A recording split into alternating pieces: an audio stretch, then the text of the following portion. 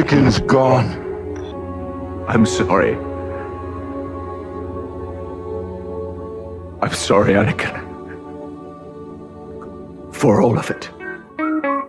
It's not your failure, Obi-Wan. You didn't kill Anakin Skywalker. Spoilers did! This is spoilers! Obi-Wan. From a certain point of view, hello there! Welcome. So glad to have some of my best buddies in the entire world. Brett's on also the phone here tonight. And Brett, yeah. and Chris, and Kylo, Korey. Kylo, I don't know what order. I guess this is kind of westfoldest to eastest, but we'll start with you. Everyone knows you're kind of our Star Wars dude. You run the Instagram account Kylo Ren Memes. My opening question tonight that you're going to tackle first is,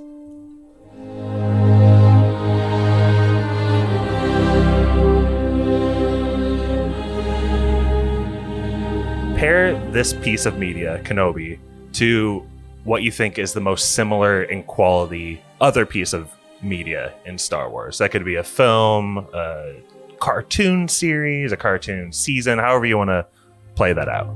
Also, introduce yourself and such.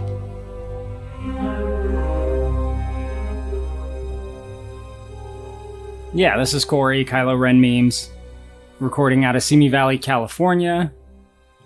And my task is to compare Kenobi with an equivalent piece of Star Wars media. The closest Is that you right? can get. Yeah, I was thinking in value, but if you want to make some other comparison, I think that's fine. But take this where it might go. Value's good. It's hard to answer that though.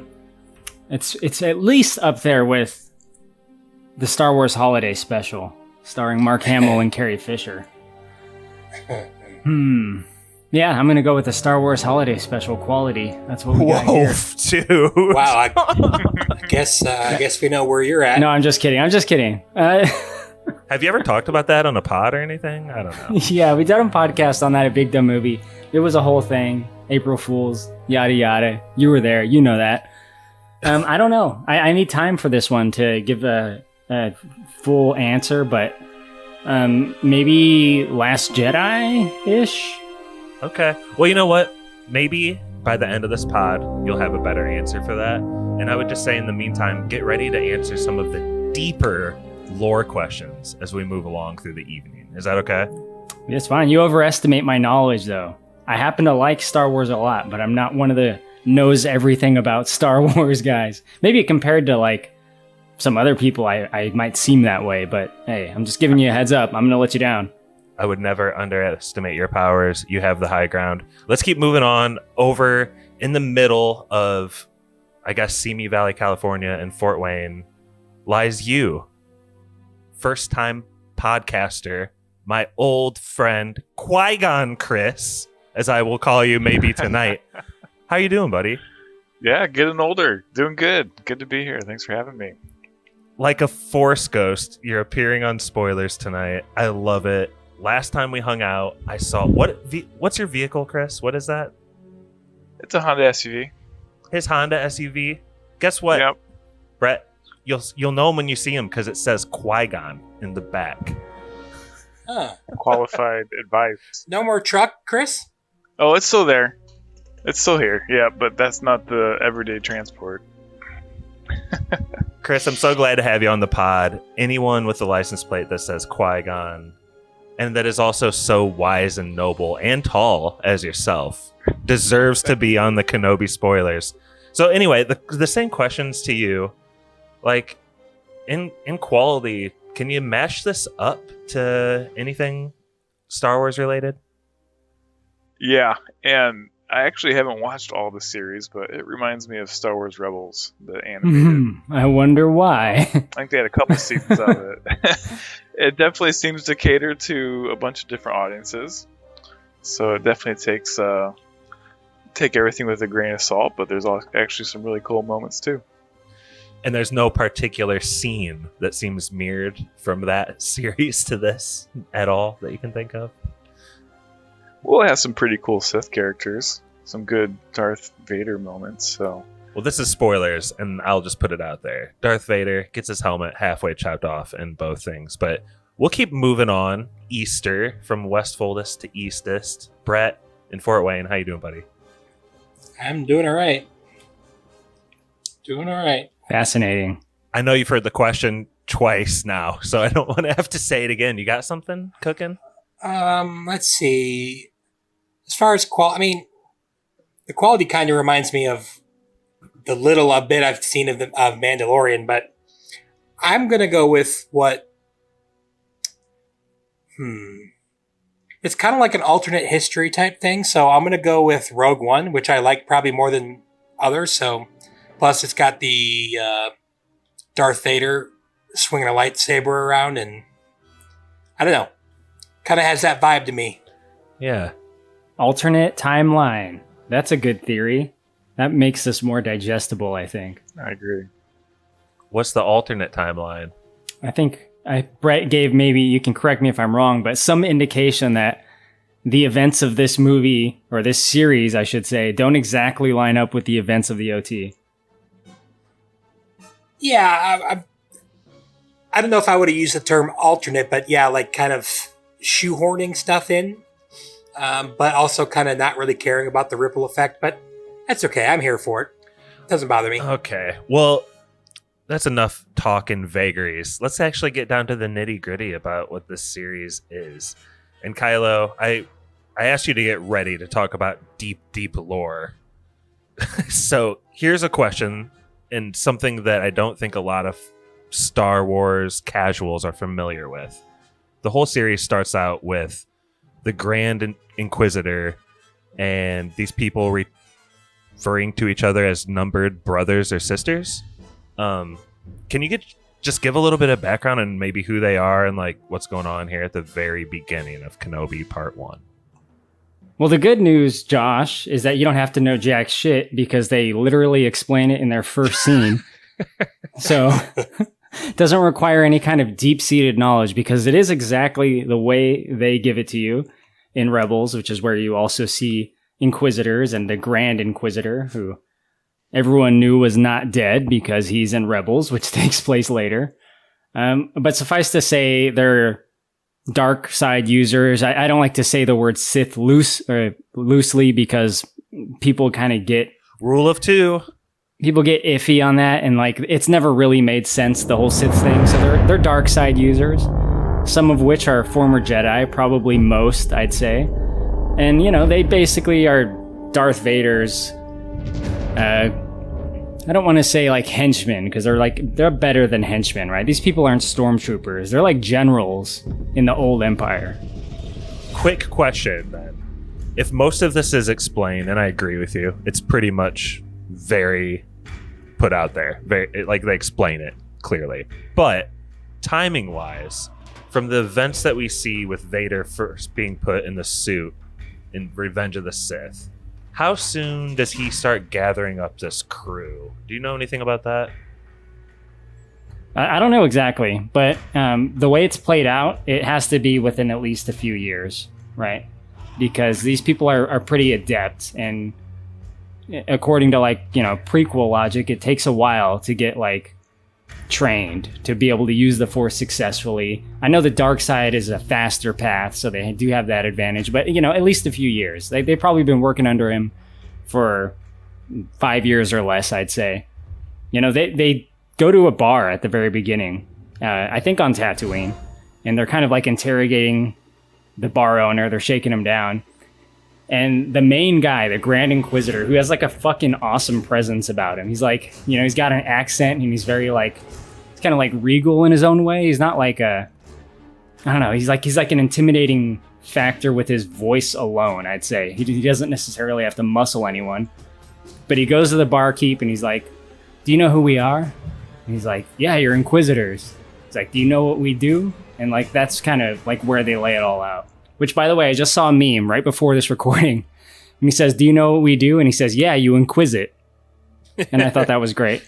I can see why Reva is getting kind of pissed off, because does he monologue like this every bar he goes to? She's heard this speech Oh, dude, I love that. He's methodical. I think that's what's cool about that dude. Like, I love seeing him. Like, he's, one of those, like, slow moving. He kind of gives a lot of speeches. He's kind of a grandiose villain in the sense that, like, he shows up and he wants it to be like a big event, right? Like, everyone kind of gathers around and he makes a big British accent speech. He's kind of like a Grand Moff Tarkin guy.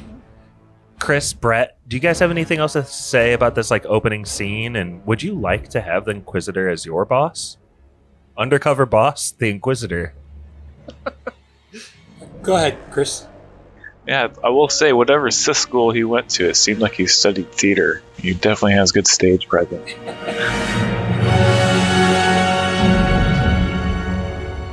You know who we are. Inquisitors. You know what we do? You hunt Jedi. The Jedi hunt themselves. Do you know the key to hunting Jedi, friend? It is patience.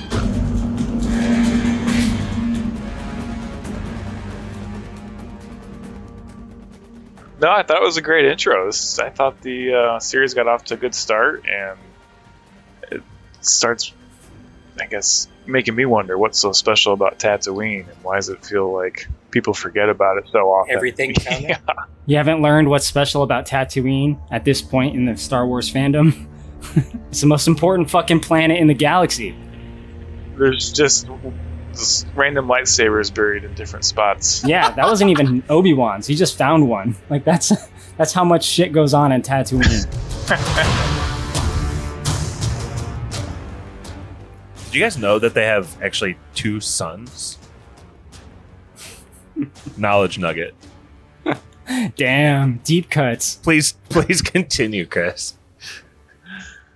Well, as it was the first introduction to Reva, which I was confused at first, because when I heard sister, I was thinking back to the planet Dathomir, where Darth Maul comes from, where they got the sisters and the brothers, and they have the red patterns on their faces. But I had to re-educate myself on what exactly the sisters were, and they come up in Fallen Order too. I'm not sure if you guys have ever played that game. That's a pretty fun one, where you play Cal Kestis, like, I think within a few years of Order 66. Bro, is that even canon? I think it is, actually, yeah. Oh, and I believe out of here. That dude's getting a series, so we can expect to see more of this era. Yeah, I'm all just for kidding. it. I have absolutely no idea. I'm all for it. I mean, I think we can take the Inquisitor and his staff kind of to completion here as we kind of walk through the series as a whole, but there's a little bit of power maneuvering that I think is somewhat interesting between, like, I don't know, Brother 12 and Reva's character, who kind of flits between being called Reva and Sister 3, I think. But Yeah. Third sister. you don't end up seeing, like, I don't know. You get the feeling a lot of this series is introducing Reva as a character and setting some villains in her way, which will be that he's not actually the 12th brother. I'm sorry. He's the 5th brother. And Yeah, I liked when he Tokyo drifted into the bar. Yeah, so famously, the 5th brother is the actor that plays Han in the Fast and Furious franchise. He's in Tokyo Drift, of course. But this dude, man, they fucking did him dirty by giving him a goddamn rice hat, right? Like a space rice hat, like a fucking Raiden, like sci-fi Raiden hat. is it a hat or part of his head? I know it's in the cartoon, so like that's like the excuse, but like someone had to have been like, hang on a second, like I feel you on that. let me take a step back and look at this objectively. I think one more from this scene too is, or this episode is, kind of comparing back to the prequels, like episode 1, 2, and 3. It seemed like even for the non-human type creatures, there was a lot more like differences compared to just a standard human body. So it was interesting just from a, I guess, set and costume standpoint that, the Inquisitor's head is a little more round as opposed to being elongated, really long. So yeah, it was just almost like alternate reality, alternate storyline, kind of like what Brett said earlier. Well, I feel like we should at least bring up the fact that also in this scene is Korey's boy. Benny Safdie. Ah, yes, my son, Benny Safdie. He He's, plays a very small role in this series, and I was hoping for more of him, but he's not so much a character as he is like a plot device, right? Like he's inserted at the service of other characters more than himself. But it is cool to see him as in just a strictly acting role, and it does make me think that dude is a pretty good actor when I compare him in this to like Good Time. Have you seen Licorice Pizza? Not yet. He's got a small-ish role, but it's pretty good. He handles himself pretty well. So, Brett, yes. get us over the hump of the Inquisitor crew. Tell us the whole story of Reva. She goes from part of this crew, and what unwinds with her? In this episode, or am I going in the past of her story, or we're going to get to that later? What happens in this series with her? Let's just lay out her whole story right now. Okay, so she's the main bad for the first, 3-4 episodes before Vader kind of starts getting in. She is just doing her job and rounding up Jedi to kill. But which that guy they see on Tatooine, he is like the exact same like starter character when I was like in Knights of the Old Republic. Like he's such a typical general, just Jedi beginner. Did you catch on to that, Chris? He's classic. Dude, the Grand Inquisitor is exactly like my character in Star Wars: The Old Republic. That's MMO. what you look like? Oh, dude, he was like that. He was a Sith sorcerer, and in my mind, he plays exactly the way the Grand Inquisitor plays him in this movie. So I fucking loved it. That dude is the heretic. That was my character name. Just real quick before we come back to Brett with Reva, Chris, what do you think about that random Jedi guy who gets strung up? He seemed pretty vanilla to me. He didn't really stick out to me. I didn't recognize him for anything, but he's just your starting character, like before you have like barely any force powers. Like you're still using a vibra sword. Yeah, he has force pull level 1, and he manages to like pull a blanket to get away one time. But like the next time they show him, he's like done for. Anyway, sorry, Brett. Tangent. That's fine. Are we supposed to assume that he was a youngling too, that didn't finish his training? Is that kind of what we're supposed to gather? Yeah. He tells Ben that he remembers him and like, we looked up to you or something. So okay, something like that, right? Because Reva would have been not finished her training either, but I'm guessing the Inquisitor and stuff, they teach them, because she was pretty powerful for a youngling who was stopped her training when she was like 9. Yeah, I mean, she didn't maintain at that same level for moving forward. She lifts, bro. Yeah. She went to the gym a few times, and now she's good. But she's pretty much she's trying to get the big fish the whole time. She wants to prove herself. She's a street rat. Basically, that's kind of what, she's like the Aladdin of the world.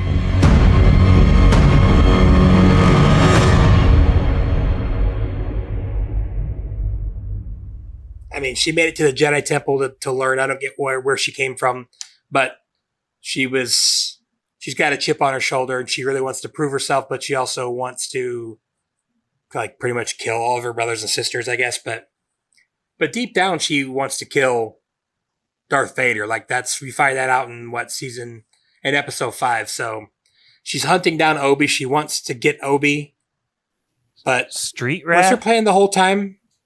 Riff raff, street rat. I don't buy that. I don't buy that. Actually, okay. This is something I think maybe the 4 of us can put our heads together and figure out. And I've heard a little bit of hate about this on the internet, but is she really a street rat if she was like a Jedi Padawan?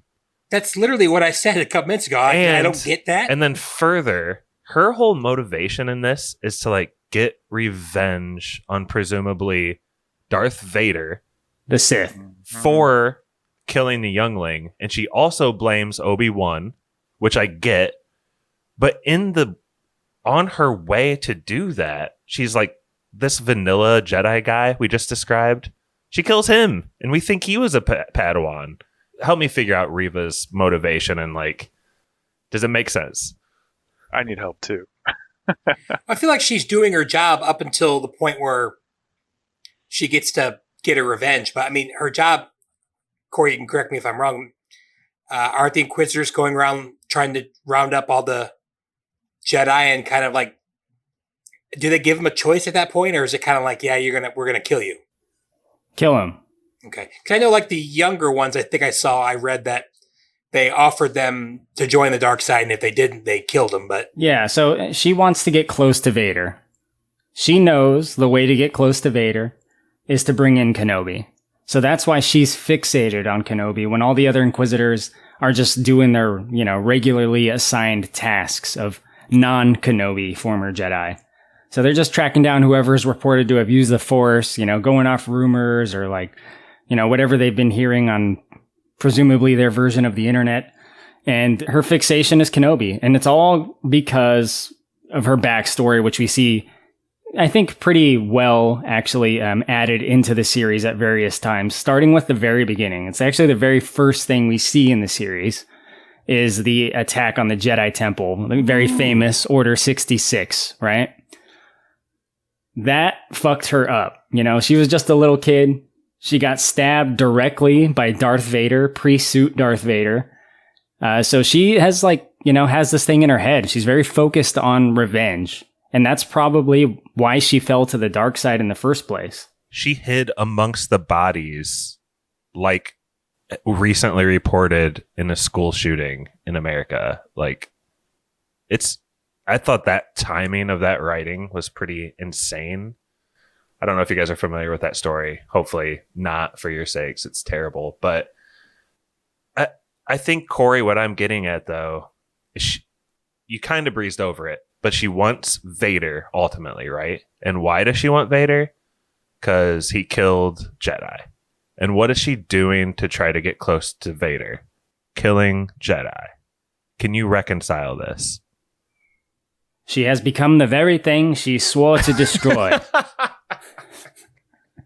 I mean, it's just a classic Sith move, I think, or a dark side user move to become consumed by, a single thought, in this case, revenge.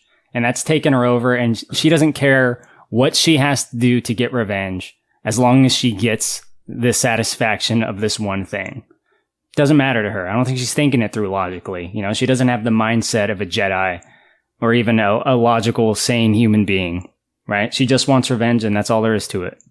Now, Obi-Wan, at some point in the series, says to her, "You're hunting him," referring to Darth Vader, which I think is a stupid fucking line. I just want to say that before I forget, or before we don't come back to this area of the story again. Because she's not hunting Darth Vader.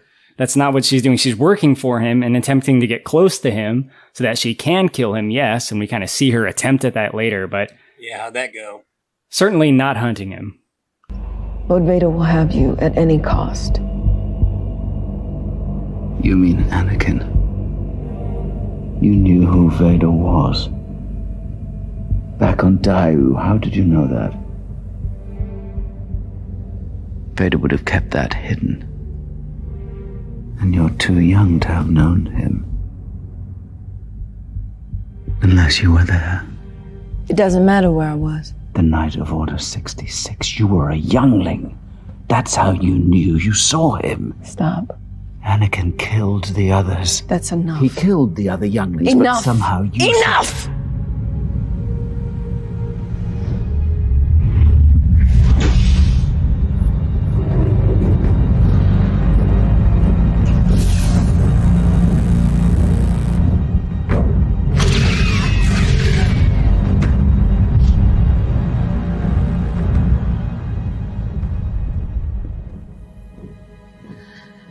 They were the only family I knew. And he slaughtered them.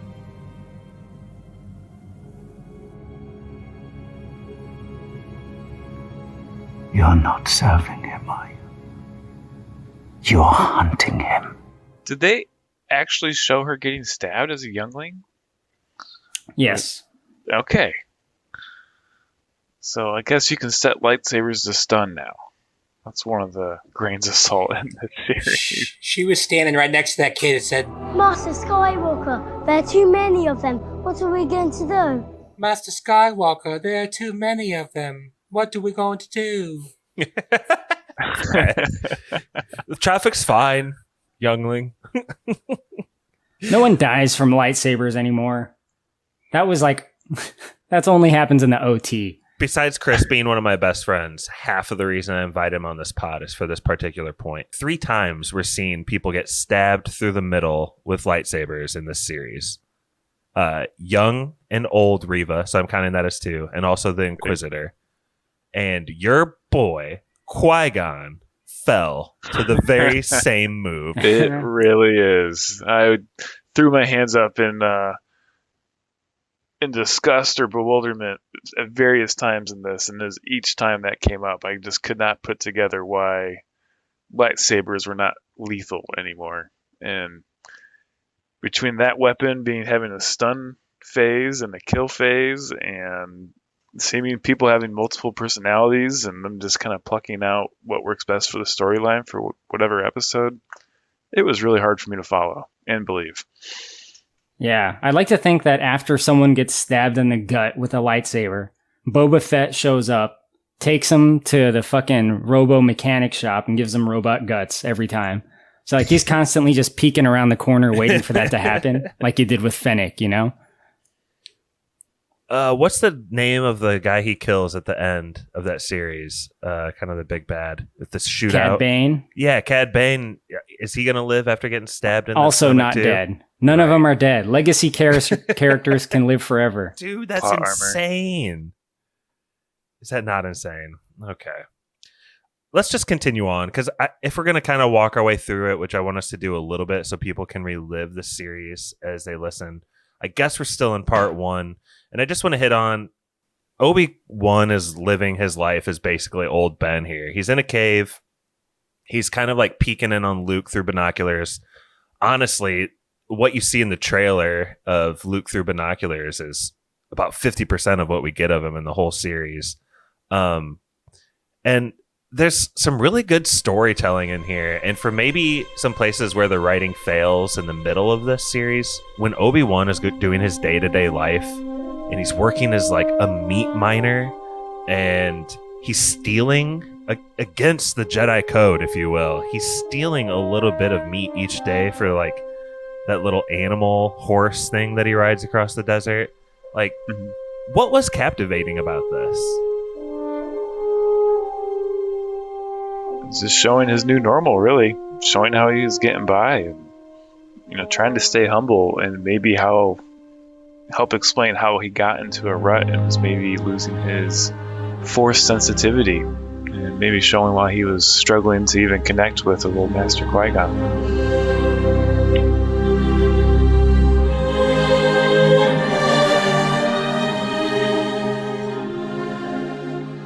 Josh. Yeah. I mean, it's not just America that's got 8.2% inflation. Tatooine got hit really hard too. So he's got to take what he can.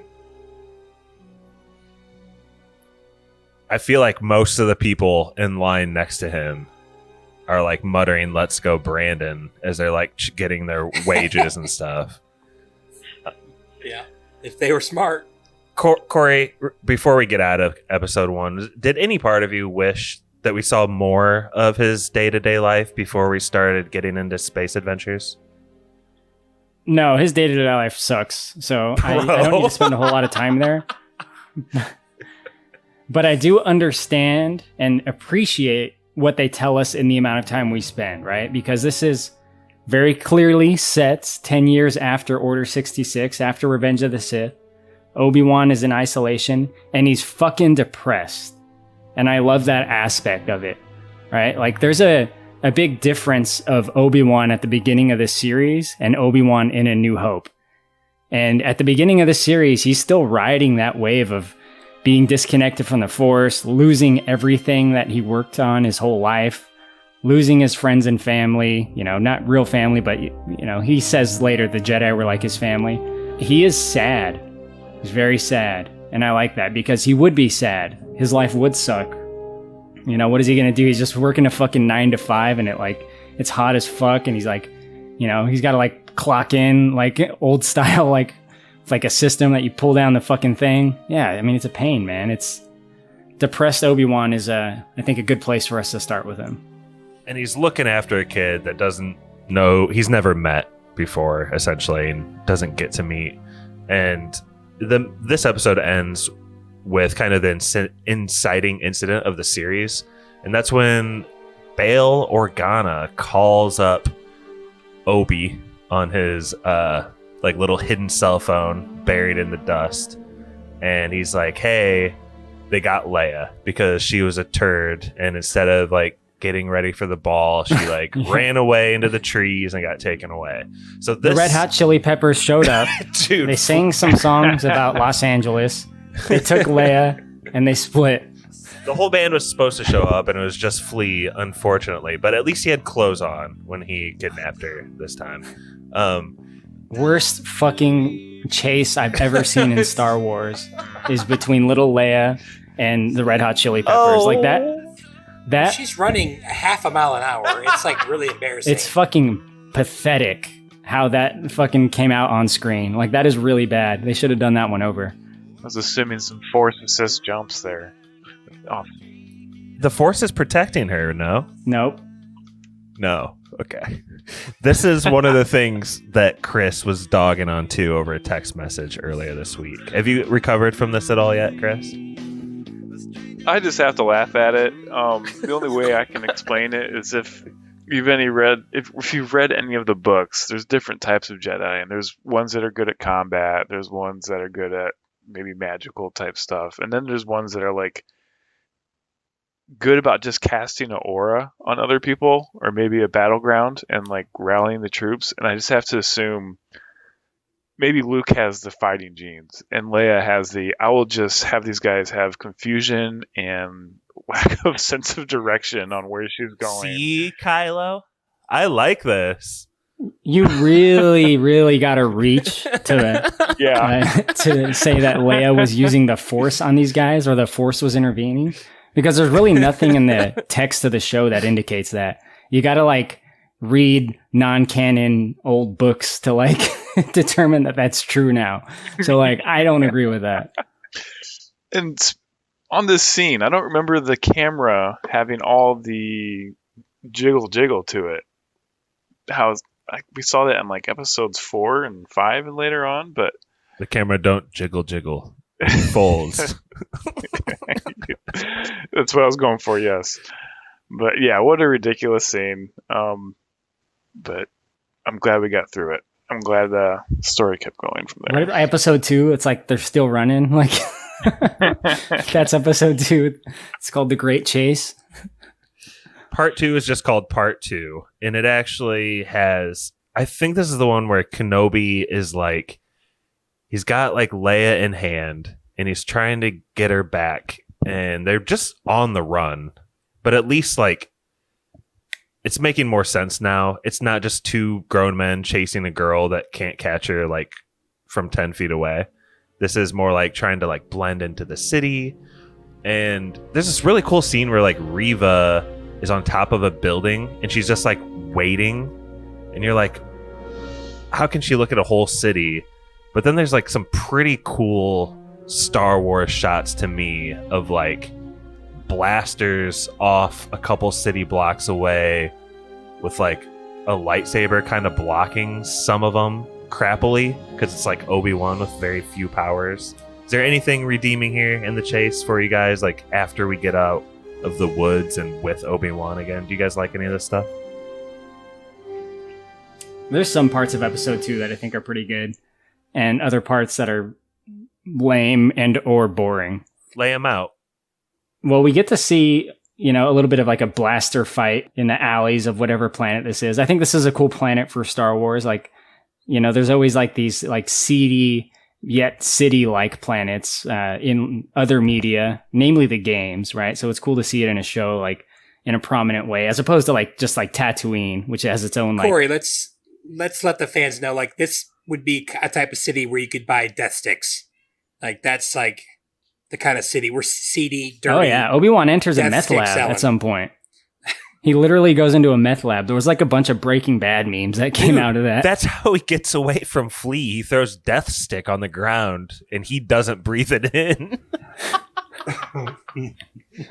Death Stick bomb. Sorry, I interrupted you, but I just figured I had to get death sticks in there. Yeah, there's some shootouts in here, like later on in the episode. And I thought this dude was going to be a bigger part of the series. It's a guy, I think it's supposed to be Forlom. You guys know Forlom, right? I do not. He's a like bounty hunter droid. He's like one of the bounty hunters that Vader had like on the Star Destroyer in Wait, Empire. how do you spell that? Because I want to see what his picture is. It's the number 4 and then dash LOM. Dude, did you have his card back in the day? Like 50 Yeah. copies of his card? Oh yeah, bro. You know I'm on that fucking horde. Dude, yes, I know this guy. He's like C-3PO, but with like one-eyed face. With a different head. Yeah. Yeah. He's like a C-3PO with a different head. You can tell they just used that like prop and then put like a different helmet on him. Exactly. But he has a little bit of a shootout and just gets killed like pretty quickly. But he was in the trailer and I was like, holy shit, they're bringing in Forlom. So like, I thought this series was going to be a totally different thing. I thought it was going to be like bounty hunters going after Kenobi and then like he takes them out and then like the Inquisitors have to get involved. And I thought for sure, and this isn't like really related to episode 2, but I thought for sure we were going to see Jar Jar. No. And I was like, man, what if like the opening is like the Inquisitors show up and they like interrogate Jar Jar and then they kill him because he won't give him any info. I was like, that'll make everyone happy. Like the prequel lovers who get to see Jar Jar again and the prequel haters who get to see him dead. I would have broken my heart. Yeah, it'd be pretty funny. I think I researched that the most up-to-date canon, I really think it is that Jar Jar lived out his days as like a street performer and like was like Prostitute. If you read between the lines, I think so. With that tongue? Bro. With that tongue? Oh, yeah. Oh my gosh. If I may, back to the Death Six comment.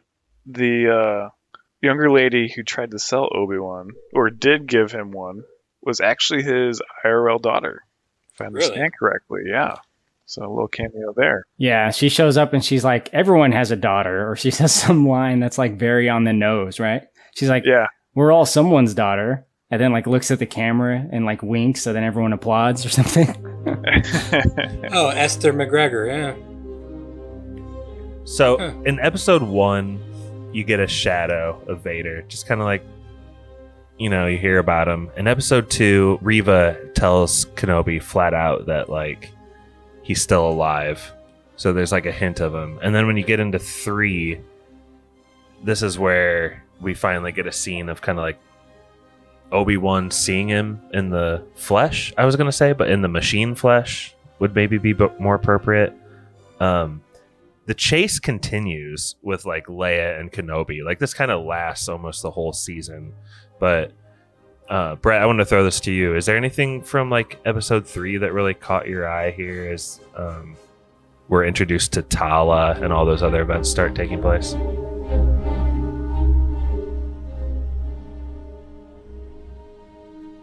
I just get really, really mad when, I mean, they had like a 10-minute head start on Reva, and the fact that didn't make it in time just makes me really mad.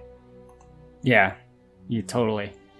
I don't know. I thought this was a pretty cool episode. This is the one where, no, wait, is this the one where they have the safe house and they meet Obi and Darth Vader fight, right?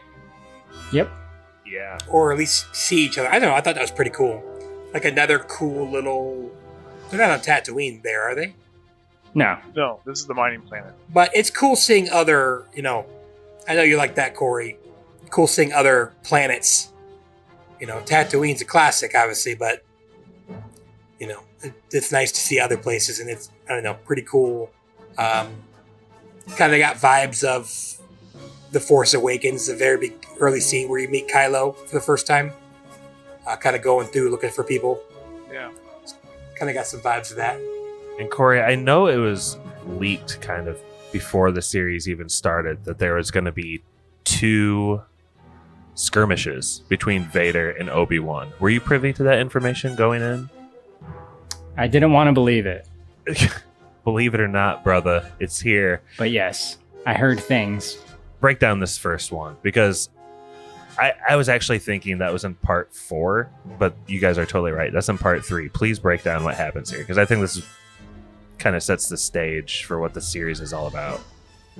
Yeah, I'll give my opinion on it after, but to break it down, young Leia and Obi-Wan are kind of running their way through this planet that they happen to arrive on, trying to find a way out. They meet an ally, but eventually word gets to Vader that Obi-Wan is there. Not to convolute it, but they're just literally like, they sneak to the nearest transit that takes them to this ship. Like, they're not even controlling what planet they're on at this point, right? They're just simply on the run looking for the next place to run to, right? Yeah, I mean, the goal is to get back to Alderaan, of course, but they're taking it one step at a time. So they're hiding out. Darth Vader arrives very quickly on this planet, and this isn't something that I thought would happen so quickly, but he does arrive there, which I think is good. If he's going to show up, it shouldn't be one of those things where it's like, oh, the next episode they're gone, and then he shows up. He gets there. He's looking for Obi-Wan in an area where he's pretty sure Obi-Wan is hiding out in. And the way he draws him out is basically just by killing random people or picking them up with the Force, choking them out. He kills, I think, one guy, actually, but it's what appears to be like a teenager, right? Or maybe even a preteen, a kid. So Darth Vader is like not just killing civilians, but young people. Women and children, oh my gosh. I thought it was an old dude that he killed, like broke his neck, like instantly. He chokes an old dude. The old dude's son comes out. Then he breaks the son's neck. Okay. Oh, yeah, that was dirty. He basically does get to the point where he tracks down Obi-Wan, and he faces Obi-Wan in the flesh for the first time in 10 years. But Obi-Wan is not the Obi-Wan of old. He doesn't really have his connection to the Force the same way he used to. Definitely hasn't been training. He's more or less cut himself off from the Force at this point. And Darth Vader just proceeds to kick the shit out of him.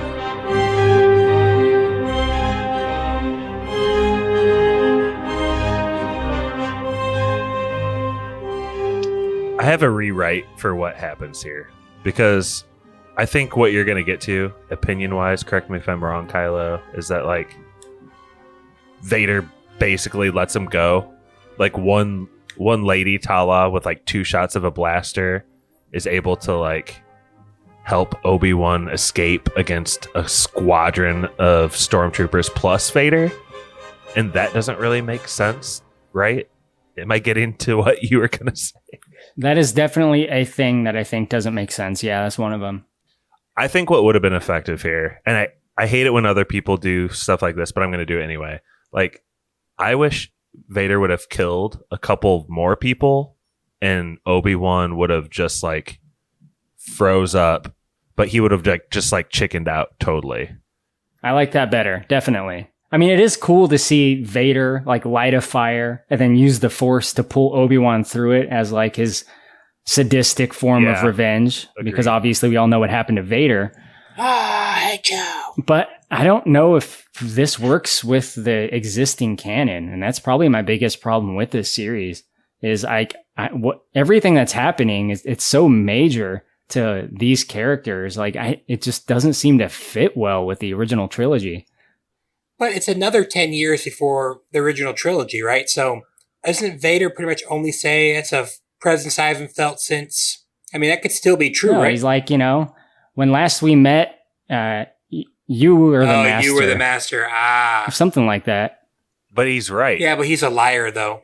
He said, well, Obi-Wan does kick the crap out of him at the end of this. Yep. So maybe. Yeah, it's not what he's saying, though. He's like, when we last met was back when you were the Jedi Master and I was the Padawan to you. Padawan. Not like you beat me that one time. Yeah. I beat you first, but then the next time you beat me. He doesn't say that. He doesn't even imply that. There's like, again, you got to do these fucking gymnastics to like make this stuff work. And a lot of it, you got to be honest, it just doesn't. Yeah. And I think they could have avoided that in a couple places, especially because more effective than dragging Obi-Wan through the coals is him killing random people. Like, that's equally heartless as like the younglings thing. Like, it's terrible, but at the same time, it's like makes sense for his character. And then also there's a shot of Obi-Wan like looking through kind of some window panes as Vader turns the corner in a street. That was some good shit right there. Like, that was enough for this episode for me, I guess. I don't know. Chris, Brett. I got a few things here. So I was shaking my head at the fact that a Jedi is on the run looking like a Jedi. He could at least throw on like a black robe or a white robe, or I don't know, put on a helmet. That seems to be pretty popular. A three-piece suit. Yeah, something like that. Maybe cut off the beard. Dressed like an Earthling. Yes. But holy crap, that magical tunnel.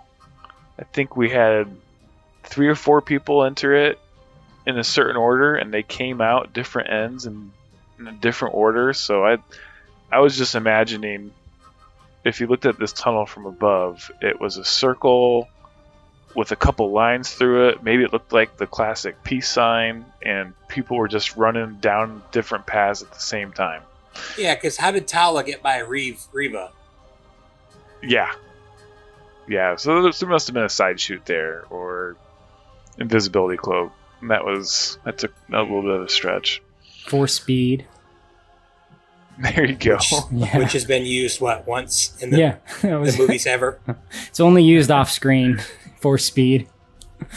You can't use it while anyone's looking.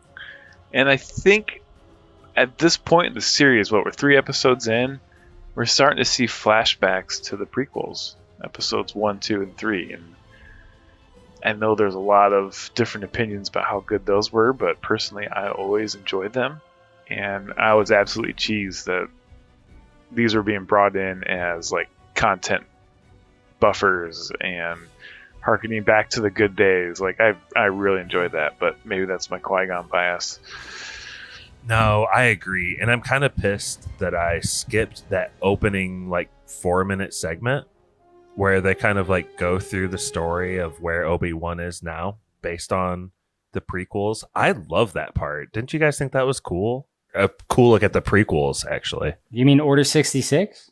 Order 66 and like all the flashbacks they do at the very, very beginning, even before like the Grand Inquisitor, 5th brother, and 3rd sister like go to that bar. You know what I mean? The opening was really cool.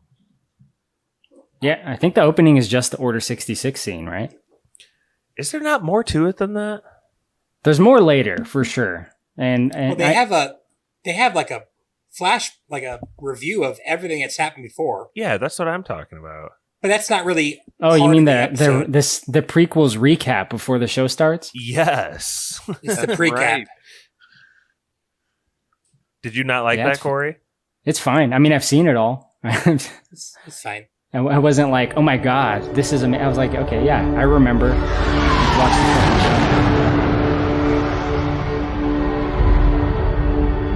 You refer to the prophecy of the one who will bring balance to the Force. You believe it's this boy? Anakin Skywalker? Meet Obi-Wan Kenobi. Clouded this boy's future is. The boy is dangerous. They all sense it. Why can't you? An apprentice you have, Qui-Gon. Impossible to take out a second. Obi-Wan is ready. I am ready to face the trials.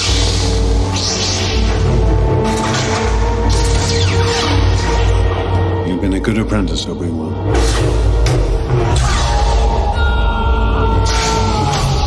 I foresee you will become a great Jedi Knight. Obi-Wan, promise me you will train the boy. Yes, Master. He will bring balance. Master Yoda, I gave Qui-Gon my word. Your apprentice, Skywalker, will be. You could skip it. What took us so long? Okay, but with how cheesy the prequels can be, it's nice to see it presented like this from the official, not from like a Topher Grace edit, but from the official company that does Star Wars. Like, hey, these are the kind of the cool parts of the prequels that we're going to go off of and let direct this. It got me hyped.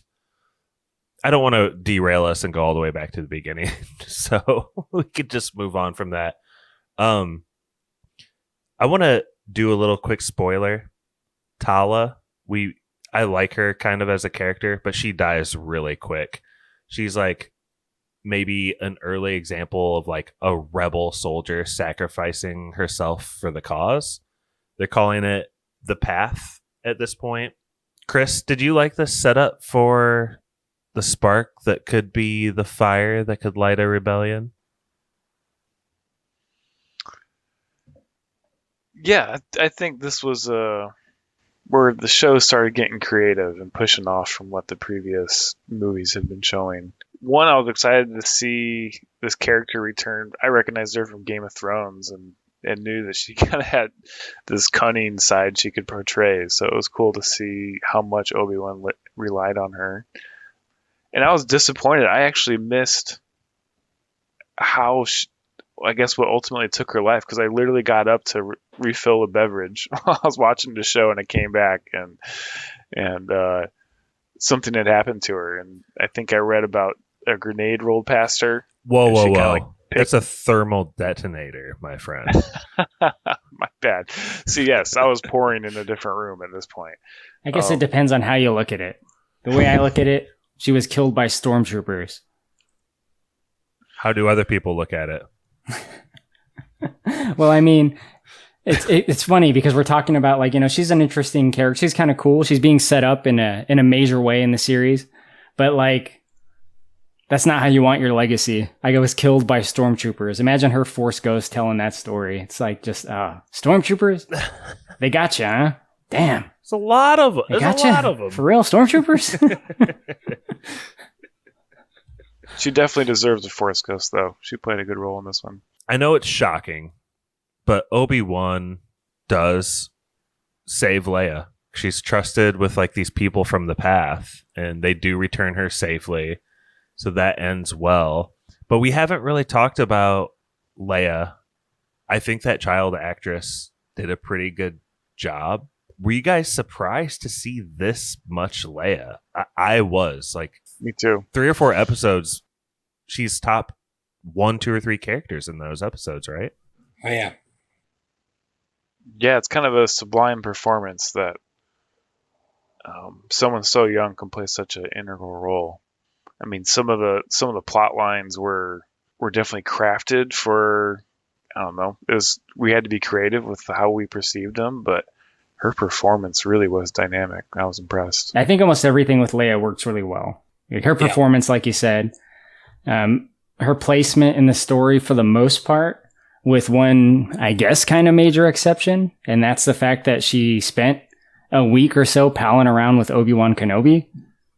Like, that was one of the first things anyway where I was like, does this work with canon? Which is a question that I asked myself many times in this series. And again, my biggest gripe with this series, right? I'm like, so she just fucking knew this dude like really well? Like he was like a second father figure to her for a time in her life? I don't know if that jives, man. Well, she knows him. How else does she know him? What do you mean? How else does she knows him in Star Wars. Like, not really. I mean, in A New Hope, she's like, you were my dad's friend. Like in that voice message she sends through R2, she's like, you used to be friends with my dad. He's asking that you help him out again with this thing we have going on. She's not like, Obi-Wan, I've missed you. You know, how have you been doing?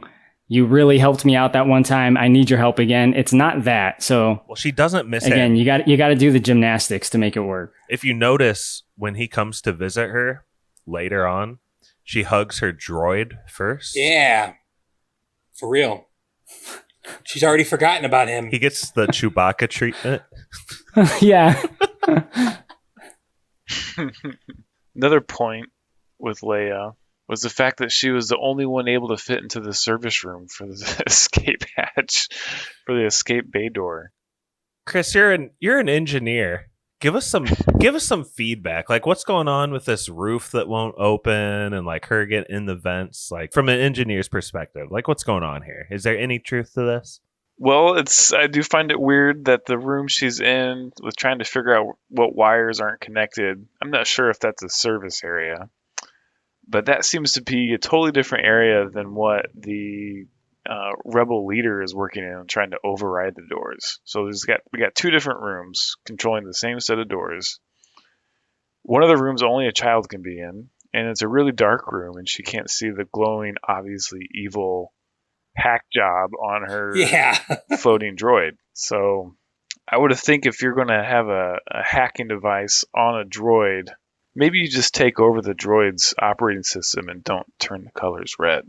That was some Disney storyline there. The fuck is she doing in there? What does she expect to accomplish in there? Yeah. Again, that's force sensitivity. She's not a combat force user. She's just understands things. She's a mechanical force user. There you go. So got some of her father in her. That was definitely showing through in that scene.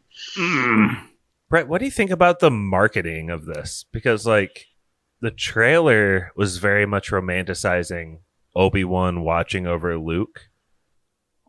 And I guess maybe they didn't trust the child actor who played Luke very much.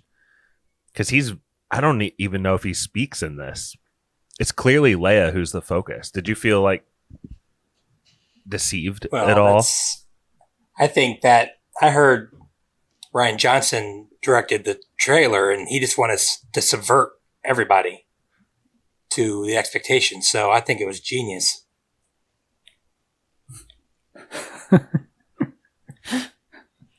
That's all I got to say about that.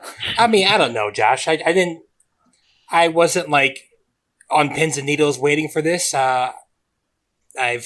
We haven't finished the first season of Mandalorian. We haven't watched Boba Fett. I mean, like, I like Star Wars. I was getting into I used to really love it, but I've definitely gotten some Star Wars fatigue.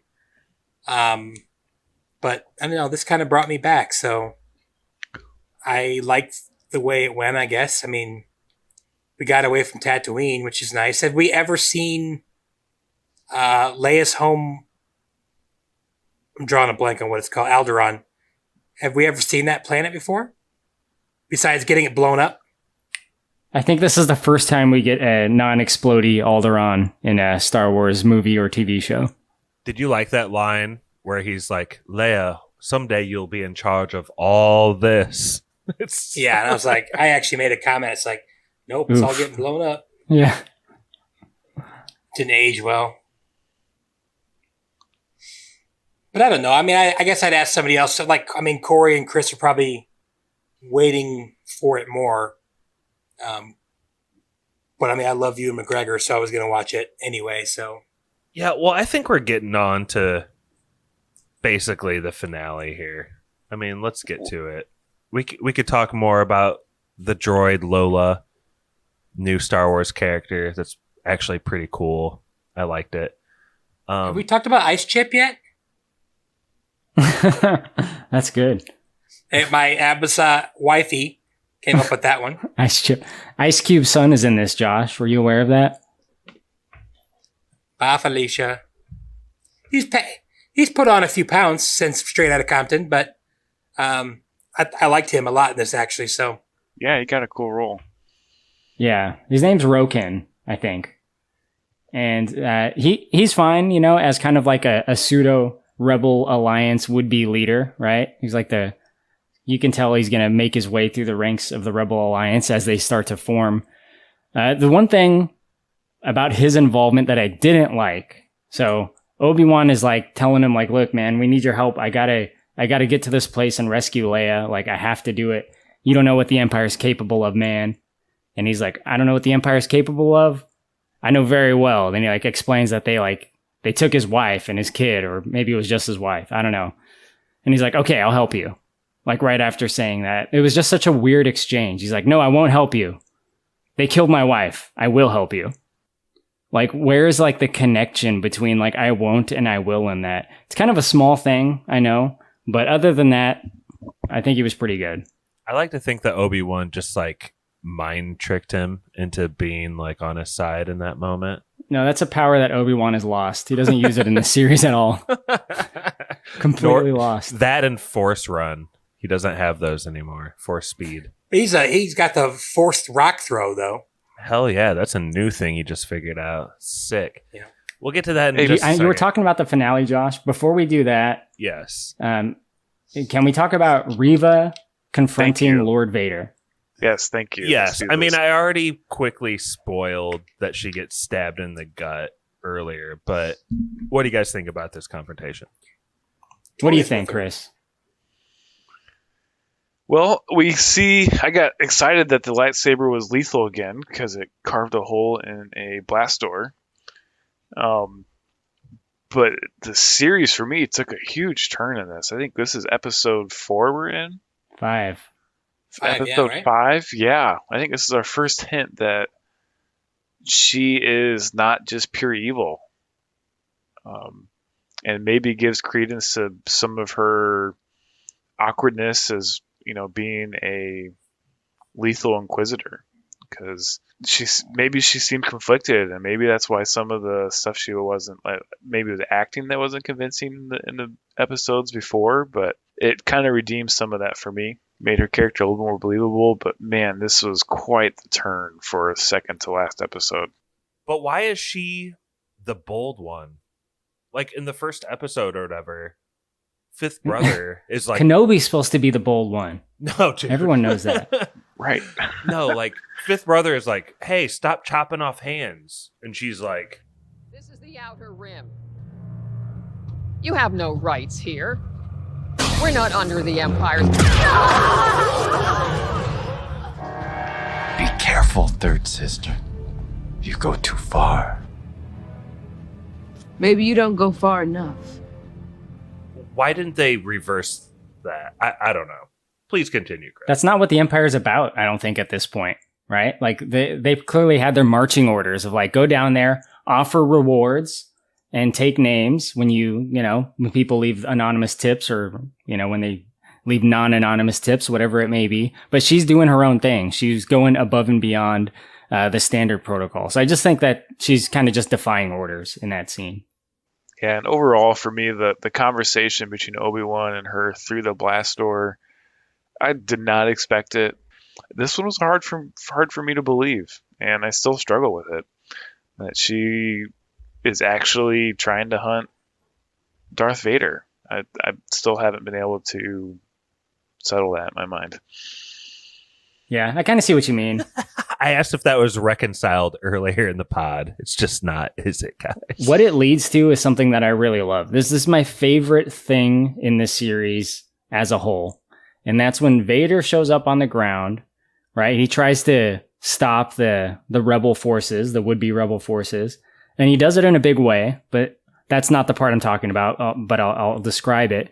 They seemingly take off in a ship, right? And he stops that motherfucker with the Force. Boom. Yeah, that was nice. A ship with the thrusters on. They hold on that, him just holding it before he's able to yank it back for so deliciously long.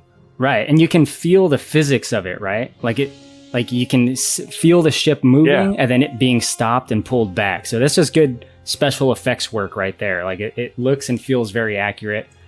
When he pulls it to the ground, he fucking rips the side of the ship off. I don't think I've seen anything like that. So that was really cool. I mean, it's pretty small in the grand scheme of things and the story and everything, but it's a believable enough force power and it's fucking cool. Dude, to see Darth Vader do that. I think I know why too, because him pulling it down is one thing, but him just ripping sections out, and you just saw him walk through a city snapping randos' necks. They're screwed at this point, right? Oh yeah. This dude is fucking raw power. Darth Vader is my favorite Star Wars character.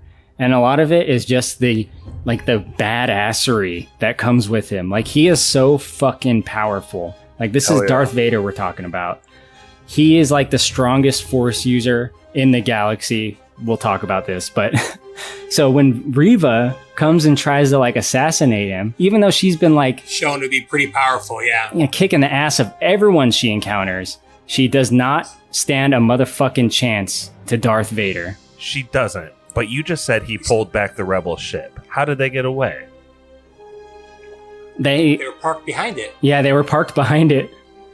I just wanted you to say that for the listener. I think a few people want to hear what happened. Like they didn't all die. I think it did a pretty good job of tricking us. I mean, I really thought Chewbacca was on that plane when it came down, but he was on the other one. Oh wait, I'm getting my movies mixed up. See, they borrow from the best here in the Kenobi series.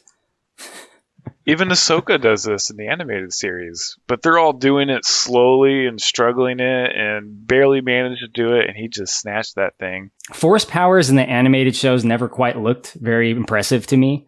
Like, I understand they're impressive because I understand Star Wars, but like when it is real people, like it looks so fucking awesome, right? To see like the metal get shredded away, and CG now is so good that it looks pretty fucking real. And that's the case in this show as well. The CG looks great. So to see Vader just do that, it's great. He tears her apart, but this battle, if you're going to mention Sith, I think maybe this is where you would do it. It's like very ritualistic. Like he almost kind of defeats her, but lets her live a couple times so that he can defeat her in different ways. He kicks the Sith out of her pretty bad. I mean... Hey, you're not supposed Most to of the fight, he doesn't even have a lightsaber, which is cool. I know. And there's kind of like a fan theory I have about this, which I'll talk about in a moment. But he doesn't have a lightsaber. He just uses the Force while she's using her lightsaber, and he just completely toying with her. And when he does get a lightsaber, like it's over within like 30 seconds or less, right? Because he gets like her lightsaber, breaks it in half, and then he gives her half. He just kicks her ass some more. He's basically like humiliating her, toying with her, kind of playing with his prey. But I want to quickly talk about a fan theory related to this that I had. I haven't been able to express anywhere yet, so I'm glad we have this podcast, Josh. Thank you. Reva is after Vader, right? I think there may have been a deleted scene or something where she gets his lightsaber away from him, because I don't believe he has his lightsaber in the scene where he fights Reva. So I think there might have been something that they took out or rearranged where she concocted a way before he got there so that he doesn't have his saber, so she thinks he'll be more on the defenseless side. Obviously not completely defenseless, but more vulnerable at least. And that's when she's going to take him out. Because he doesn't whip his out at all. He uses hers instead. And it really just makes me ask, why? But does he need to? He's obviously toying with her, so... Right, but why does he use hers and not his? Insult to injury? I don't know. I mean, I guess we'll find out at some point. Anyway, that was my fan theory. He might be torturing her, and if she's that strong while being on the fence between light and evil, if he can get her to go full Sith. I never really got the idea in this series that Reva was on the border between like good and evil. I think she was like pretty much on the evil side, but just kind of conflicted with what her own goals are, right? Should I do X or Y? And both of which will fall kind of on the dark side. Should I capture Obi-Wan, kill him, bring him to Vader, or should I kill Vader? Either way, she's doing fucked up shit for herself. I don't think she's necessarily giving in to the light, so to speak. Okay. I see what you mean.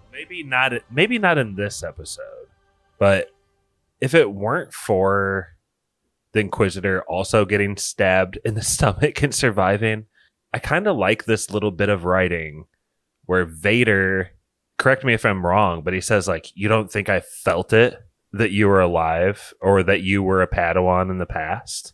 Like, oh yeah, he knows all her shit.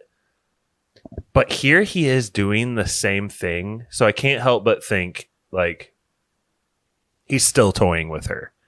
And hopefully, if we see her continue as a character in the Star Wars universe, like he still knows she's alive in the same way as he did before, because it's like the same shit, right? He stabbed her in the stomach again. It's like the same exact shit.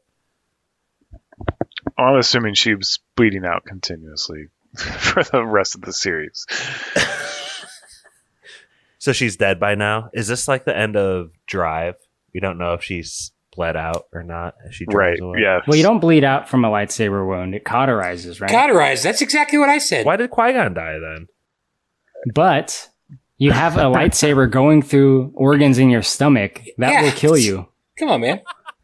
If poop can't get through to go out of the rectum, it'll just kill you. It'll come out the dick. No, it'll just stay inside you and fester, and that's not good for She's you. just getting clogged up.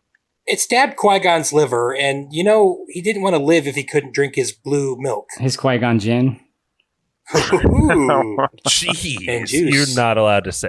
We got to mark this not for kids on YouTube now, thanks to that. For what, gin? Corey's joke was real dirty, if you think about it. Qui-Gon gin? So what gin, like the alcohol, not jizz. Oh, yeah. Not jizz, bro. But that's Probably going to good want to too. take that one out. I thought it was a cum joke. My bad. Now we got to mark Have it. you guys seen Buster Scruggs, the Coen Brothers thing? Yeah. Yes. Yeah. It's kind of like Tom Waits' character when he gets shot. He's like,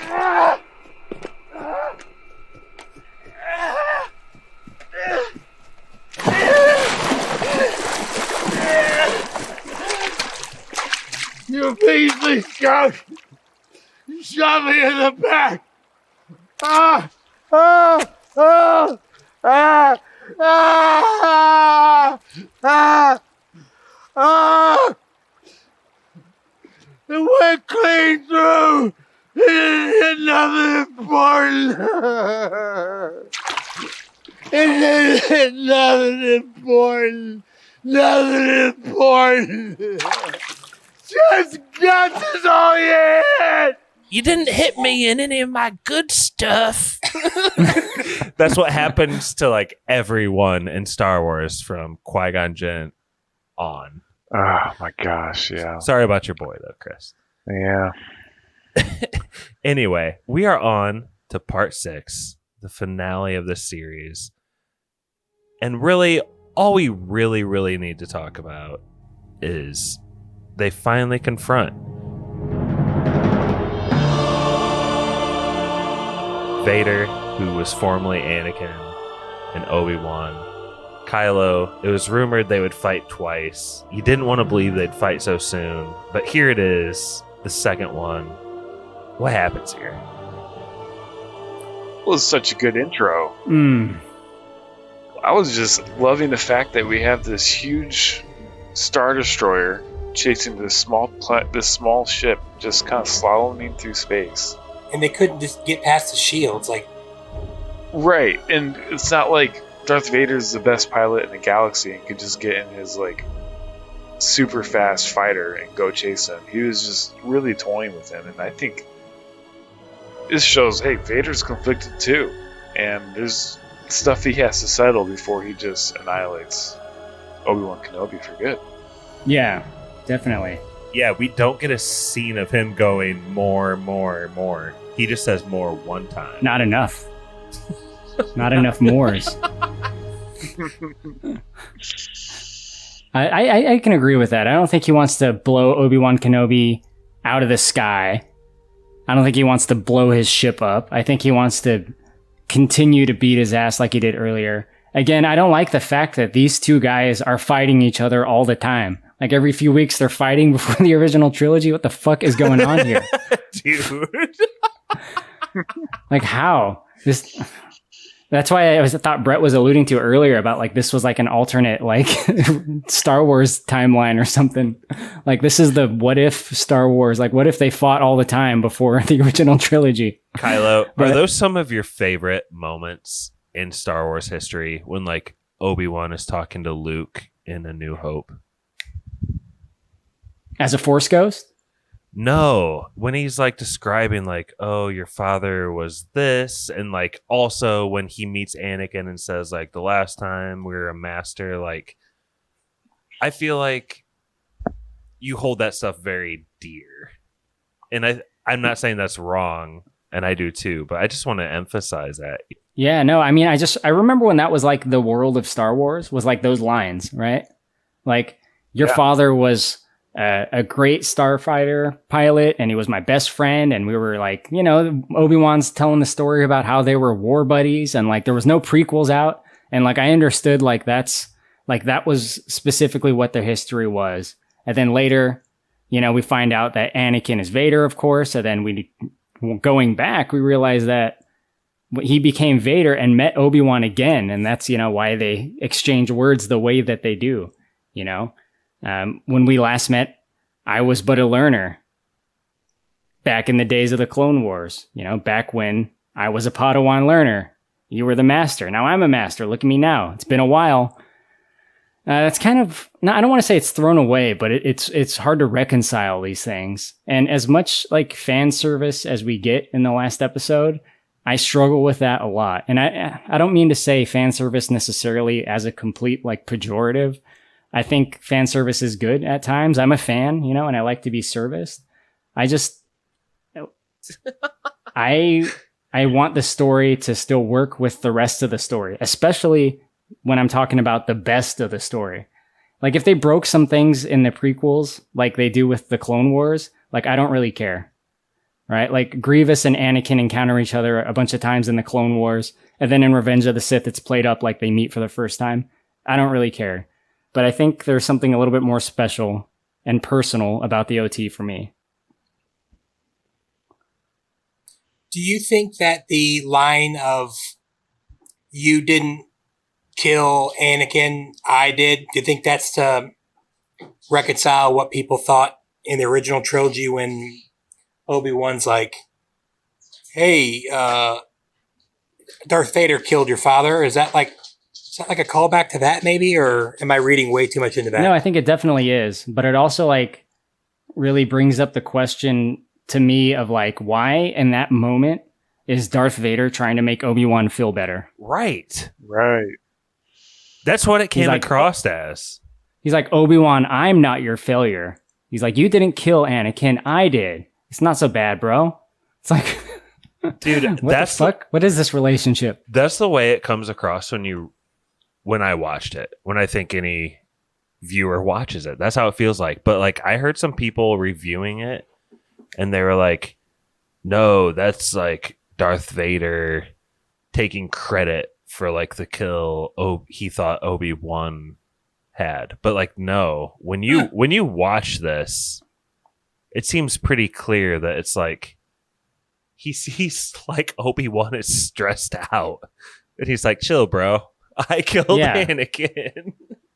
Like the more evil thing, the more Vader thing to do, I think, would be like, you failed Anakin Skywalker, like you fucked that up.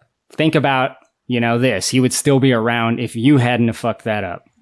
But maybe that's also his way of burying the past and justifying, not being around Padme and being around his kids anymore. I mean, obviously he's found out at least one's still alive with Leia in this series.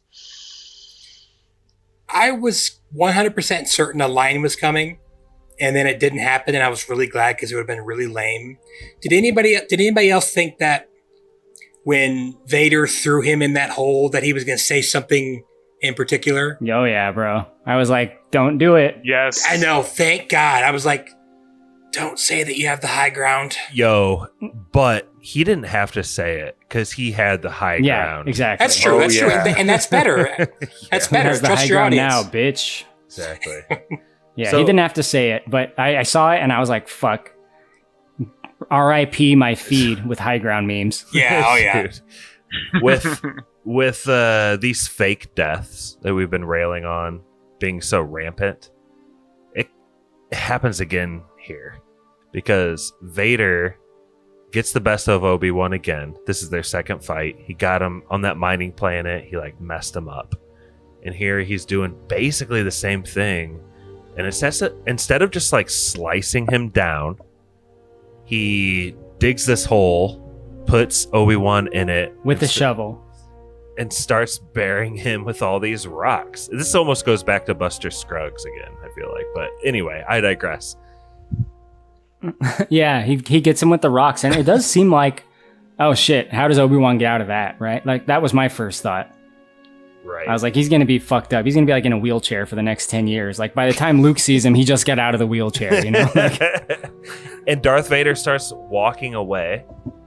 And there's actually a cool moment in here. And again, it's with flashbacks. But they show Obi-Wan. He's down there being buried. But almost like Uma Thurman in Kill Bill. He's not done yet. He's got a few tricks up his sleeve. He's holding like this little air pocket clear with like the Force. Good reference. And he's just like barely holding strong, and he's got these like echoing voices of like Padme and then Leia talking, and then seeing Luke because that child actor doesn't actually speak, and then hearing Leia talk again. And then Padme, and then it's Leia, and then you like see child Luke again real quick because he doesn't have any actual lines. He does. He Does he? said, "I'm not afraid." Oh, okay. He said, "I'm not afraid," and I thought they were going to say, "You will be." Yeah. I'm not afraid. I know. Well, when he was with Uncle Owen, I thought he was going to be like, "Oh, it sure is nice here at the Tashi station," or something like that. I thought it was or there was going to be a Tashi station somewhere. I need to get some power converters. I wish he would have said, "I want to go. I want to bullseye some womp rats in my T16." But like, Luke, you really got to stop killing small animals. It's not right, man. Did Obi-Wan get his right arm hurt in episode 4 or 5? I can't remember. Yeah, he got it like all burned up. Okay, because I was like, when did he become left-handed? Did you guys notice he did almost that entire last fight? No, it's a subtle touch. I guess that would make sense because he didn't spend that much time in the back to tank. So I imagine his skin would still be a major problem and he'd be in a lot of pain. And actually, not only is he holding it and using the Force as right hand, actually, when he prones up and he's actually left-handed, so it was just really weird seeing him like that. Maybe he put his Force user abilities in his primary weapon slot and secondary weapon with his lightsaber at that point. A med pack in the other hand in case he gets injured. To use at any time he may need. Under a bunch of rocks, that would make sense. But the way this plays out, I'll just give out the basic gist of it, is Obi-Wan, after Vader turns his back on his buried former mentor, he busts out of the pile of rocks, unburies himself, and confronts Vader again. And I want to get your reflections or any like highlights you guys may have on this. But I wanted to tell you, I think it's really lame that Vader leaves him for dead without like knowing. And so like what I wish would have happened is I wish he would have started burying Obi-Wan just like he does that you see on screen. And he starts turning away like he has victory. But then there's like a little head tilt because he still feels with the Force Obi-Wan is still alive, right? So he gets like fucking pissed and he turns around and he starts like tearing off bigger pieces and like pounding it down even worse. And that's when we get Obi-Wan's like little montage of like, "Oh, hi, I'm Leia." Silent Luke. "Oh, hi, I'm Leia. I'm really cool." Silent Luke. And then he like, even despite Vader actively like pushing down on him with the Force, he like busts through all of it without Vader back turned like a naive idiot. He just goes like through Vader, and then the final battle can ensue as it does in this. I would have loved to see that. Anyway, I digress. Yeah, I like that for the most part. Thanks, Korey. For the most part, I thought you might like that a little bit. But Chris, can you walk us through how Obi-Wan actually dispatches of his former youngling? Well, I'll try to explain that scene you just went through there. I imagine Darth Vader having this Force mana bar, and his strategy is to use his entire mana bar in like 30 seconds. Yeah, he's got 30 stacks of rage, just like in Knights of the Old Republic. Yes, that's exactly what I'm going for there. Burn it's like when you pull down the spaceship and then the other one just gets up and leaves. He's just like, damn, I used all my mana. But I was so impressed. Obi-Wan getting back on the combat side of things, he busts out this whole new attacking style that we have never seen before. Like tilting forward, running off of the terrain. I was loving that. Totally unexpected, which, Darth Vader wasn't expecting that either, because I think in all the flashbacks of them sparring, you never saw Obi-Wan go so hard at his opponent like that. Yeah, I agree. We haven't seen that, which leads me to believe that Obi-Wan can't do that. What do you mean? Obi-Wan goes like full on like Darth Vader or Luke Skywalker or Rey Skywalker levels of force power in this fight.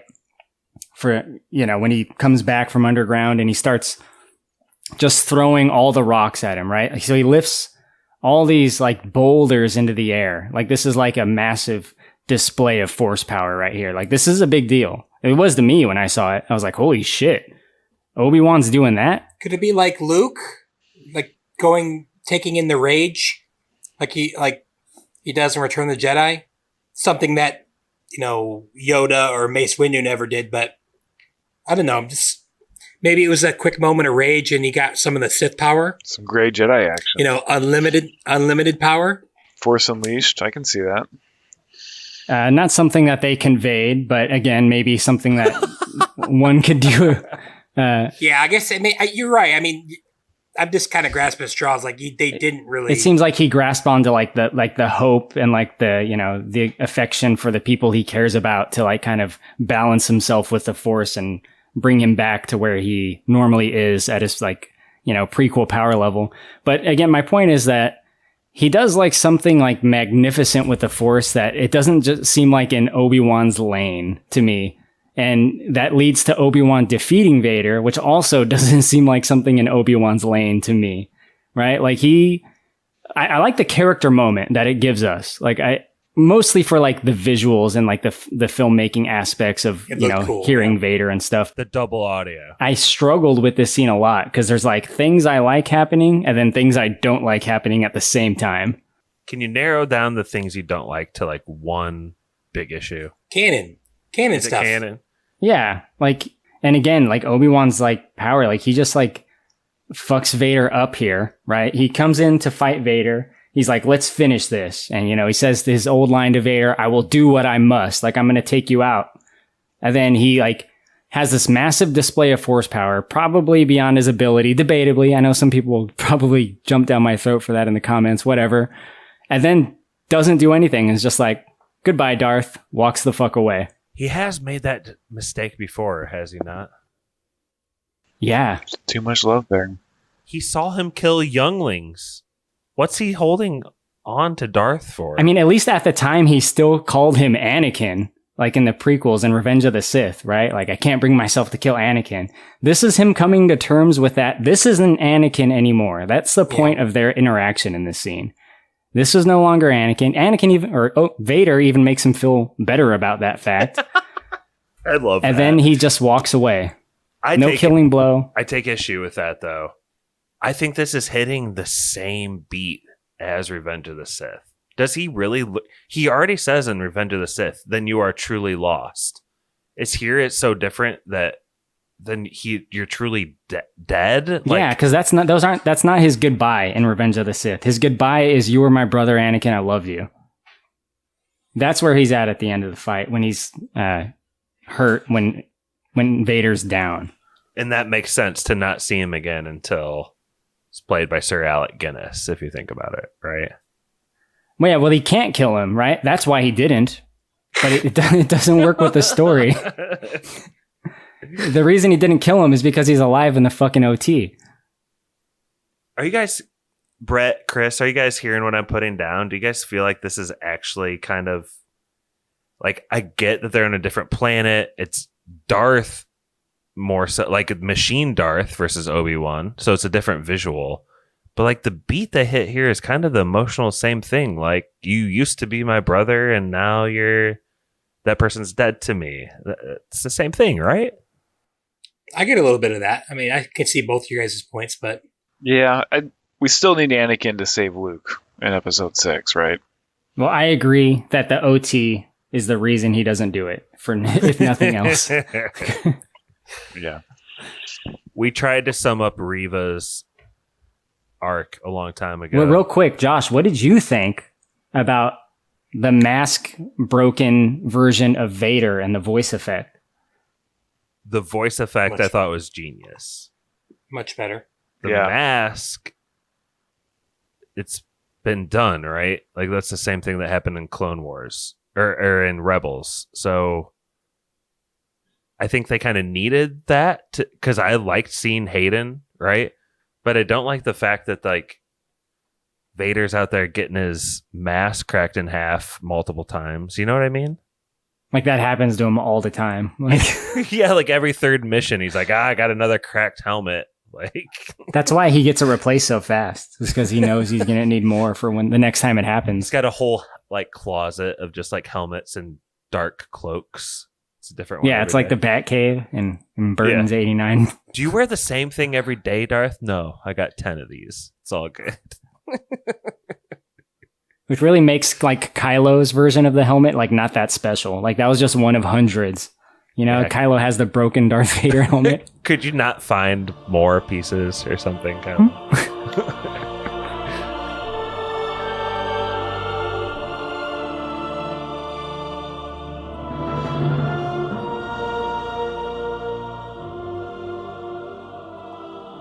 At the very end, the end spoilers to this are that Obi-Wan does get to meet Luke. And all they really show of that interaction is Obi-Wan saying, hello there, which is like so freaking great. You love that, right, Kylo? Yeah, kind of. Kind of. It could have been used incorrectly in a number of places in this series. And I was like, oh man, they're not going to say it here, are they? Thank God it was used in a lighthearted way, in a lighthearted moment.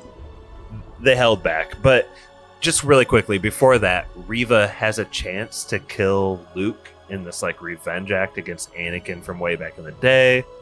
She doesn't do it. We all know Luke survives, so it's kind of this flat moment that's hardly worth even talking about. The whole last episode, unfortunately, is a flat moment when you think about it. But since I enjoyed it, I feel like that's a testament to... I thought it was pretty good, but like literally, you know, Owen, Veru, Luke, Leia, they all survive. So it's kind of like the stakes aren't super high. What about Beru? And she's got like the gun, but it's like a regular gun. That's what I was going to say. It's like a human gun. I want to just skip past it. Okay. I love the fact they gave Owen and Beru agency and they like kind of badass here because like when I was thinking of them throughout this whole series, I was like, okay, as soon as anyone tries to kill them, it's over because if a stormtrooper tries to kill them, they turn into a skeleton in the front yard. So they're screwed. Yeah. But they immediately disintegrate into a skeleton state. Yeah. I love the fact they take up arms in this. I really like the one line where Beru looks at Owen and she's like, yeah, Obi-Wan's gone right now. Whose fault is that? That really worked. That was like a flash of like, I think really good writing in here. But Reva returns Luke and Brett. You were saying earlier, like with everything falling flat, I think the quintessential moment of that, they're like asking the actors who play Owen, Beru, and Obi-Wan to like build it up so much when they're looking at like Luke in the distance being carried. Like, wasn't that awkward to you? God, the worst, dumbest joke just popped in my head. Say it. I'd already made the joke earlier. That's why it's so dumb, but it'd been really funny if when he starts to move, they like rush and they feed him that blue milk, and that's why he like loves blue milk later on in life.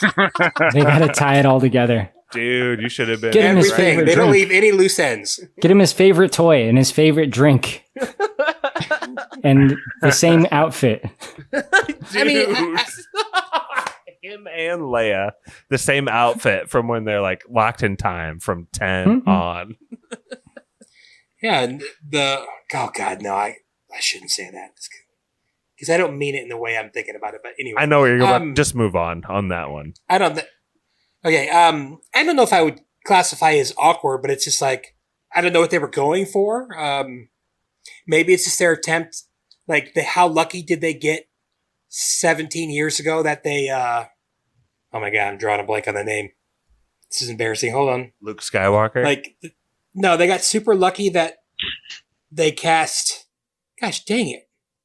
A really famous actor. Joel Edgerton? Thank you. And, like, they're like, well, we have a really good actor here, and he's not in the show much. Like, maybe we could show him acting.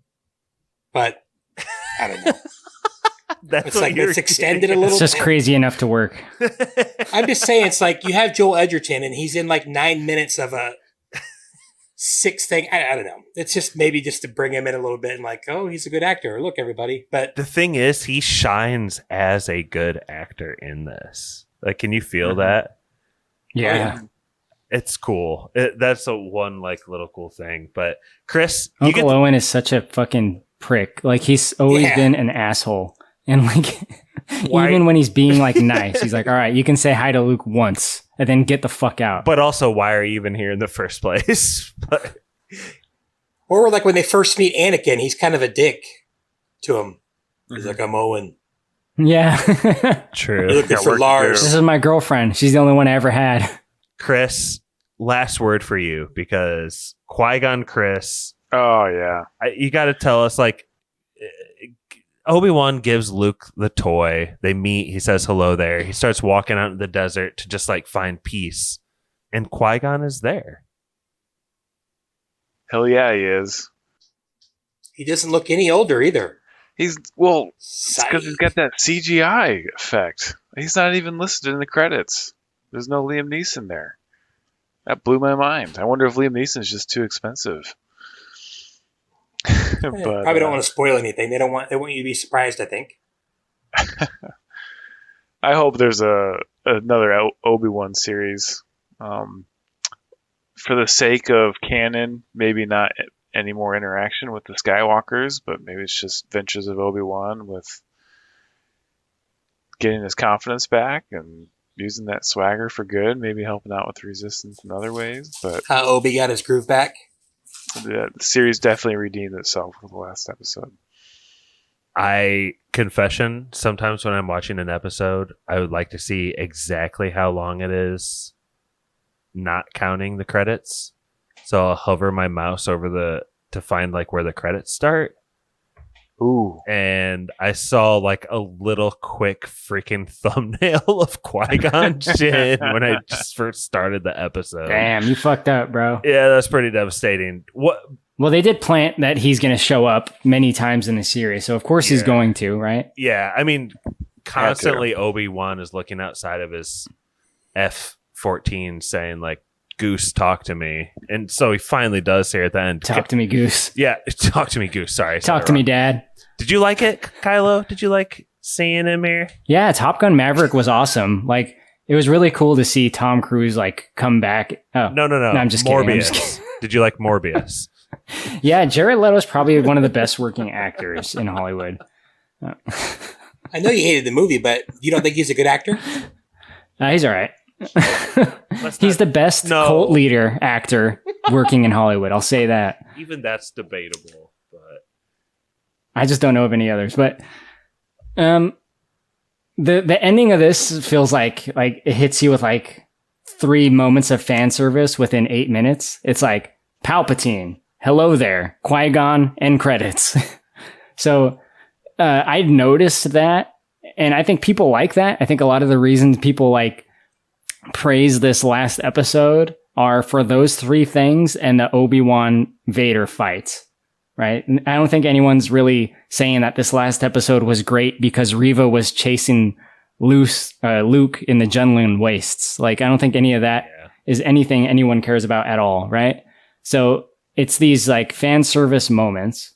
Now, the thing with Qui-Gon is I thought he was going to help in some way, but he's more of just like a visual representation of Obi-Wan's character arc in the series, right? Like Obi-Wan reconnecting with the Force, kind of like maybe like gaining his hope back because he's very hopeless at the beginning of the series. So we see Qui-Gon like as a reflection of that. But I was hoping that Qui-Gon would be more in service of Obi-Wan's character arc as opposed to like a representation of it. But that was just me. Are you saying that Obi-Wan gets a new hope at the end? Oh, shit.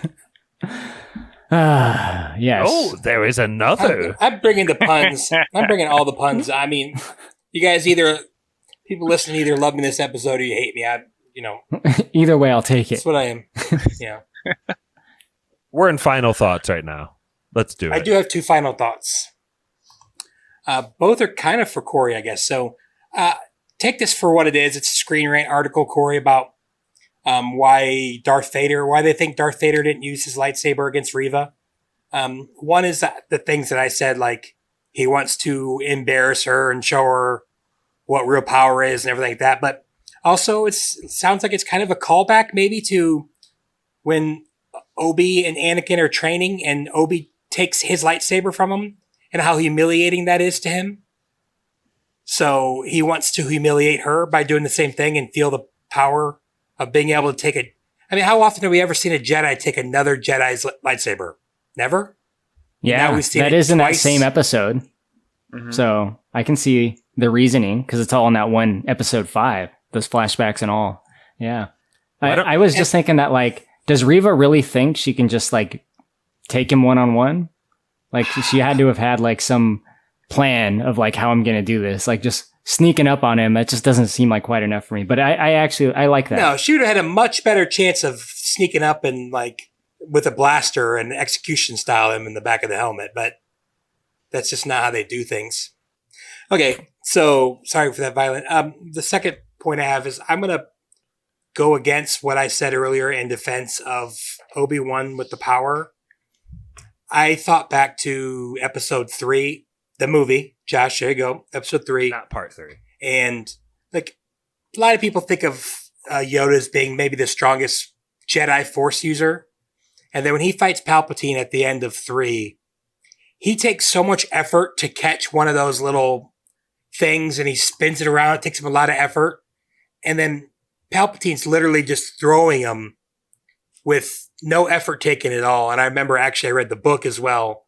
And Yoda pretty much says that the power level between him and Sidious is like not comparable. So I'm kind of with you. Like, even if he was really mad, I don't see him being able to throw rocks like that. That's a Sith thing to me. Yeah. Like, I feel like in like the games, like that's kind of like undermined some of the stuff in the movies. Cause like in the games, like the Force Unleashed, like the amount of like force power your character has is just like insane. Like it's nothing you'd see like in the movie unless it's like one of the big characters like Anakin or when he becomes Vader or Luke or whatever.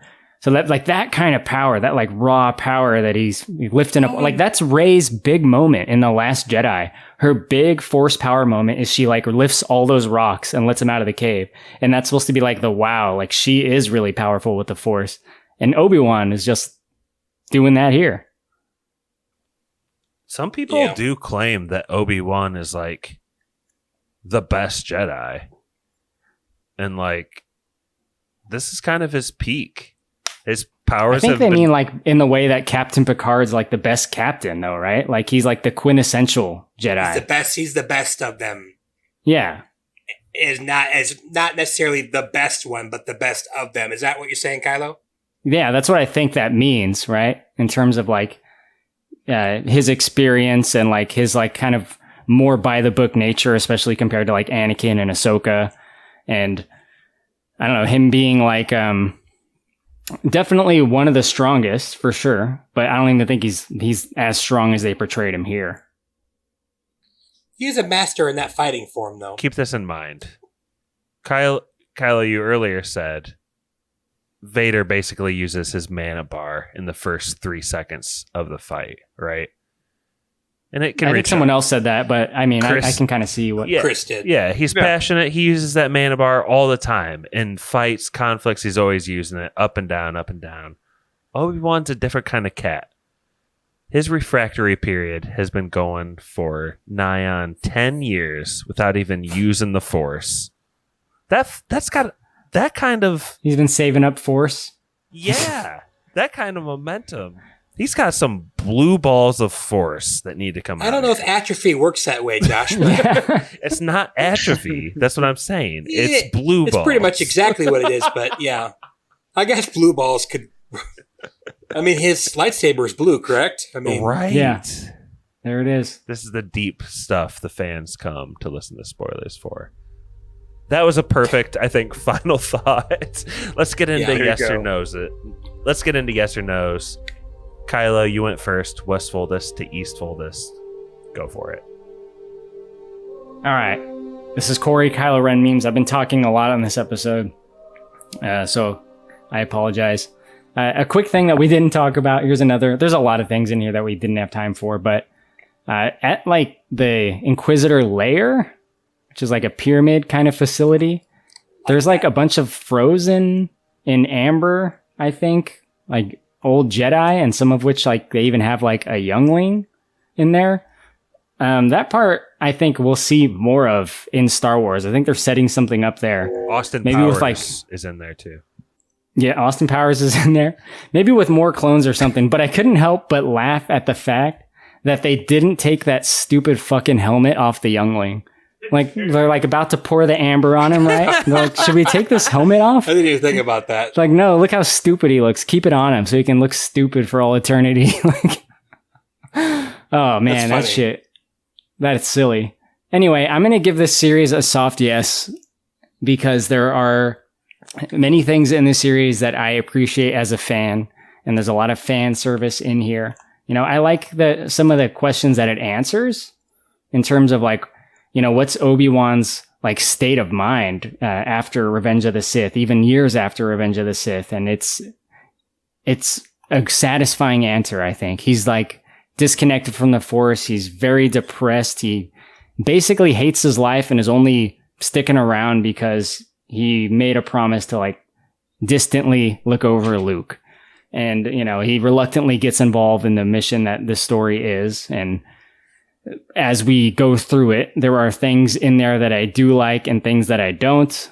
Cinematically, I think it all looks really cool. But again, the continuity problems or questions that it raises, the fact that it raises as many continuity questions as it does is a problem right there.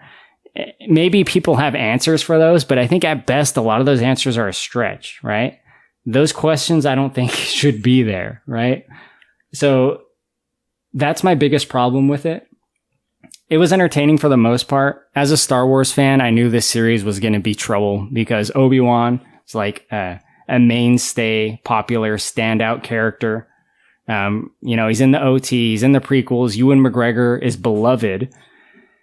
I knew there was going to be a lot of hype for this, so I really tried to set my expectations low. You know, it's hard to do that, but I tried. I think I was mostly successful. What I didn't anticipate is continuity problems. I was like, there's no way they're going to fuck with the continuity of the OT, and I was wrong.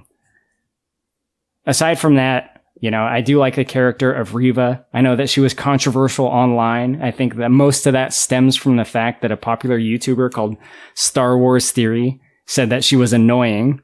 And it seems like the internet just took that opinion and ran with it. And then they ran it into the ground. Like it became, she's annoying.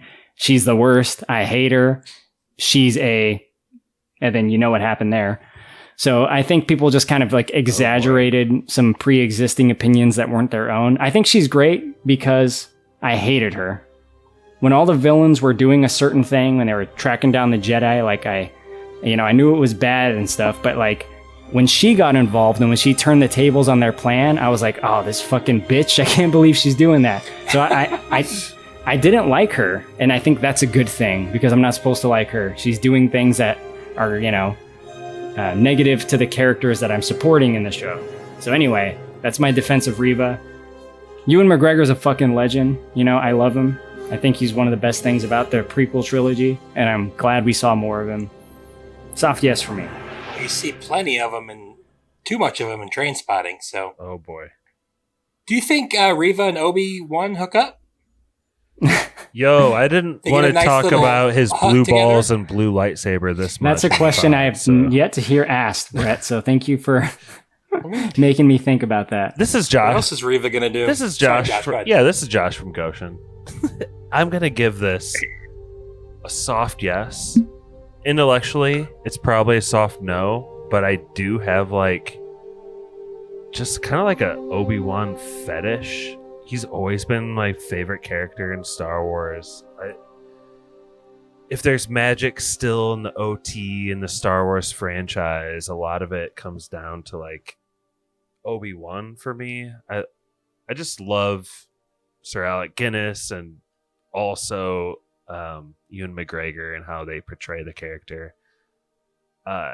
One thing that surprised me, Kylo, that you didn't complain about was that Luke is chased by Reva. and she has a lightsaber. But I think if you look closely, because there's that famous line where like he sees the lightsaber for the first time. That's one of the coolest things about New Hope, when Luke discovers a lightsaber along with the audience. But here she has a lightsaber within arm's length of Luke, but alas, he's passed out for it. And honestly, this passed out stuff is bullcrap. That doesn't happen to a human. Brett, back me up. Like, if you get knocked out and don't come back to in the first couple seconds, like, you are going to be... You're in trouble. Yeah, that's not good stuff. Like, this whole thing about, like, getting knocked out and opening your eyes in a different room, it's just like a movie gag. And that's what happens to Luke so that he doesn't see a lightsaber. But at least Kylo, he doesn't see a lightsaber. So I hope he finds solace in that. But anyway, I just think that's a quintessential thing to bring up as I give this a really soft yes as a series. And that is my final review of this. Is this a lightsaber? I've never seen one. Came real close once, but never really saw one. It was buried in the dirt. I never pressed the button on it. Don't worry about it. Aren't they supposed to be red? I've only seen a red one. What is this? Blue This thing. lady had a red flashlight. Anyway, Chris, thank you so much for being on the pod. Qui-Gon Chris, what's your yes or no binary rating of this series? Well, yeah, this has been really fun. Thanks for the invite. I'm going to put it as binary as you did. A really soft yes. Has some reasons why there. I'm looking over the episodes and who's involved with directing and writing, and I just really hope going forward with Star Wars stories they use consistent writers for any future TV series or streaming series. I think just as a Star Wars fan who's immersed in the universe and played various games and read various books, it just boggles my mind that they would call all the old stuff not canon other than the movies. But then they also have another series like for Moon Knight where you can't even freaking follow it unless you've read the comics. It just really grinds my gears. So going forward, having consistent writers would really help with that. But overall, I think the Darth Vader Appreciation Club would be happy with the series. And as a Qui-Gon fan, I got what I wanted out of it. So hopefully they keep building on that. Really soft yes. Thanks, Chris. Brett? I'll be quick. I probably like this more than most. I don't really care about the canon stuff as much, so I'll give it a solid yes. I enjoyed it. Yeah, it's kind of got me a new love again for Star Wars. So how long that'll last, I don't know. We'll find out, but solid yes. I'm excited for you because Mandalorian, Rogue One, Boba Fett, those are all really good ones. So it sounds like you have some good catching up to do there. Well, I think there's some credence, too, to what Brett's saying. Like, not everyone is as steeped in Star Wars and takes it as seriously as myself, Qui-Gon Chris, Kylo, Ren memes, Korey. Like, Brett, what... Let's end this pod on a happy note. Like, what were the things that sparked your fire that would later light a rebellion in your heart for this? Talk shit about the sequels one more motherfucking time. I don't know. Since I was a little kid, I've just loved lightsaber battles, and I might be one of the few that I love the prequel lightsaber battles. I know that became like ridiculous how good they were, especially after seeing what an old man Alec Guinness fighting is. But I love that kind of stuff. I love lightsaber battles in the dark, and we got tons of those. I don't know. I just think I feel like the more you see Darth Vader fight, the better. I don't know, Josh. I like Moses Ingram. I liked it all. I dug it. So what about old man Hayden Christensen battling or training. I thought you meant de-aging with Obi-Wan. They did not. Why didn't they de-age him more? Is that you, Obi-Wan? Come here, Sonny. I haven't seen you in 2 days. He's like, he looks older than Obi-Wan. They didn't de-age him because of Pappy's backlash against de-aging Luke and like bringing. Oh, they heard Pappy's Mando podcast complaints. Yeah, but they could do it a little bit. Okay, listen, guys. Gonna keep this pod under 2 hours. Really quick trivia to see who will toss us out to Spoiler Man. Very quick. All right, quick, It is go. Kylo. What is the age difference in years and months between Obi-Wan Kenobi's Ewan McGregor and Darth Vader Anakin Skywalker's Hayden Christensen? 12 years, 2 months. Brett. Or Is that no, the answer? No, no, it's not the correct answer. Chris. 15 years. Okay. Brett. I'm going to say 5 years. The correct answer is 10 years and actually 19 days, which puts Kylo as the winner. Kylo, you get the last word, and please give us a great Ewan McGregor toss out to Spoiler Man. All right. All I want to say is this. A lot of people listen to this show. Hundreds, maybe even thousands. Who knows, right? We get message requests of people that want us to review certain movies pretty frequently. We're very busy, but we can do it if you subscribe to our Patreon. Just for a month. Shut up. Just for 1 month. If you can subscribe for a month and cancel, but if you do subscribe, you get to request a movie and we will do it. So if you're thinking about a certain movie that you really want us to talk about that we'll probably never get to, that's the best way to do it. And plus it supports this podcast, so that's really what we ask if you have a movie request. You can still send it if you don't do the Patreon, but we probably won't get to it. So I'm so glad you won trivia at this point. Put up or shut up. We're trying to bring Kylo home to Indiana. that's right. Subscribe to the Patreon. That's going to fly me out to Indiana. For real. I think that's all we got. I leave you with this. Goodbye there. Surprisingly funny.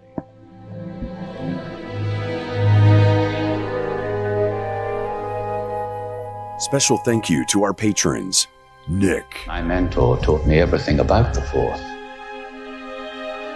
Brother Brian, I found a way to save you. Matt Troll, Only through me can you achieve a power greater than any Jedi. The Meg, The boy you trained, gone he is. David, I have failed you. Nurse Stacy, Jedi cannot help what they are. Druid King, You came to us from the gutter.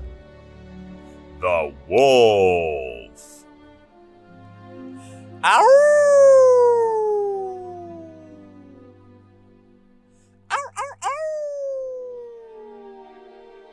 Please check us out on patreon.com/spoilerspodcast.